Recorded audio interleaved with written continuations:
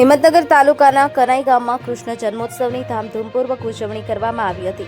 તેમજ આજુબાજુના કાનડા તેમજ ઇલોલ ગામમાં પણ ઉત્સવ કરવામાં આવ્યો હતો. હિંમતનગર તાલુકાના કનાઈ ગામમાં શ્રી કૃષ્ણ જન્મોત્સવ ભવ્ય રીતે ઉજવાયો હતો.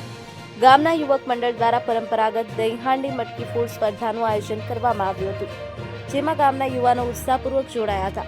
ગામના બહાદુર યુવાનોએ ખભા પર ખભું મિલાવી માનવી પિરામિડ બનાવી અને ઊંચે બાંધેલી રંગબેરંગી મટકી સુધી પહોંચવાનો પ્રયાસ કર્યો.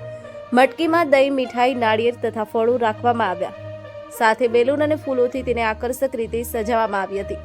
અંતે યુવકોએ મટકી ફોડી પરંપરા નિભાવી ત્યારે સમગ્ર ગામમાં આનંદના નારા ગુંજ્યા હતા. ઉજવણી જોવા માટે મોટી સંખ્યામાં ગ્રામવાસીઓ ભેગા થયા હતા. મહિલાઓએ પરંપરાગત વસ્ત્રોમાં તાળીઓ વગાડી ઉત્સાહ વ્યક્ત કર્યો, તો નાના બાળકો આ દ્રશ્યો નિહાળી આનંદિત થયા. આ પ્રસંગે ભજન, કીર્તન અને સાંસ્કૃતિક કાર્યક્રમો પણ યોજાયા હતા. ગામના લોકો એકતાભેર ભેગા થઈ અને નંદઘેર આનંદ થયો ના નારા સાથે શ્રી કૃષ્ણ જન્મોત્સવને હરસાભેર ઉજવ્યો હતો. કનાઈ ગામમાં ઉજવણી માત્ર ધાર્મિક જ નહીં પરંતુ સામાજિક એકતાનું પણ પ્રતીક બની રહી હતી. Jawahar Vanjara, AB news Gujarati, Himmatnagar.